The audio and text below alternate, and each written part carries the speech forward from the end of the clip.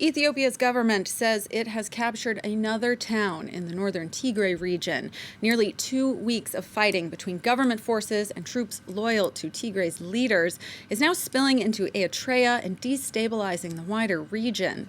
Hundreds have died, and there are credible reports of civilians being murdered in horrible ways.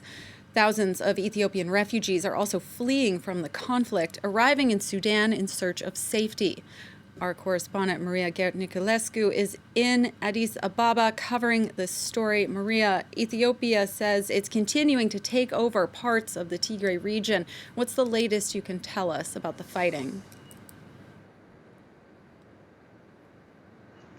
The government is saying that it is still progressing in Tigray and that it has now taken control over the city of Alamata, located in the southern part of the Tigray region on the main road leading to the regional capital, Mekele. Federal troops are also starting to gather on the eastern border of Tigray, which could point to possible fighting erupting in that zone in the coming days. An increasing number of testimonies are also confirming that civilians are being killed during military attacks, with, for example, a hospital being bombed in the city of Humera. But again, it's still very difficult to find and verify any information on the fighting in Tigray because phone and internet connections are still not working in the region. The fighting between Abiy Ahmed and the TPLF forces intensified during the weekend, with the TPLF firing missiles to the Amhara region as well as to the Eritrean capital, Asmara. The TPLF is accusing the Eritrean president of siding with Abiy Ahmed in this conflict and says that Eritrean troops have already crossed the border to Tigray to attack Tigrayan forces. It is still unclear to what extent exactly Eritrea is now involved in this war. Eritrean authorities have not confirmed this information and have yet to react to the attack, but this escalation is raising fears of an internationalization of the conflict, which could destabilize the entire region. And Maria, in that vein, Uganda's president said a short time ago that he met with Ethiopia's foreign minister. Do we know if they discussed the conflict?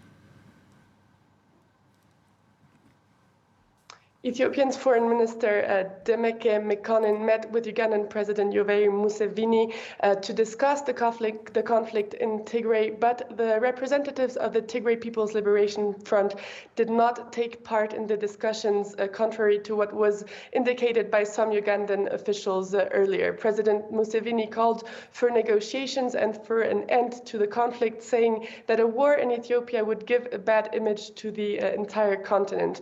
But the Ethiopian government reiterated its refusal to negotiate with the Tigrayan leaders, saying that the TPLF is threatening the constitutional order in Ethiopia. The Prime Minister Abiy Ahmed also said that the country was capable of maintaining the rule of law without an external interference. It's therefore quite unlikely that Abiy Ahmed and the TPLF will agree to negotiations for the time being, despite calls by the UN and the African Union.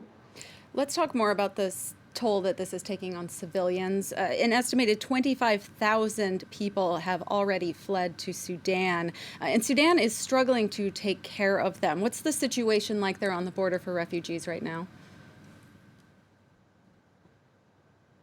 Well, about 25,000 Ethiopian, many of them being children, have already crossed the border to Sudan to escape the fighting in the Tigray region. Organizations in Sudan are really struggling to deal with arrivals of many Ethiopian refugees every day. There's a shortage of food, medicine, and other supplies. Some of the refugees are severely wounded by grenades and other weapons, and they are lacking the necessary facilities to get treated. Many testimonies also point to gruesome civilian massacres on both sides, with people saying they had to run for their lives and leave everything behind. Some of these testimonies are now raising fears of inter-ethnic violence in this conflict, which could also increase the number of internally displaced people in the region. The UN and other organizations reiterated their concern about the impossibility to channel humanitarian aid to the region.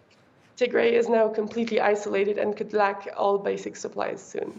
Maria Gerth-Niculescu in Addis Ababa, thank you so much for your reporting.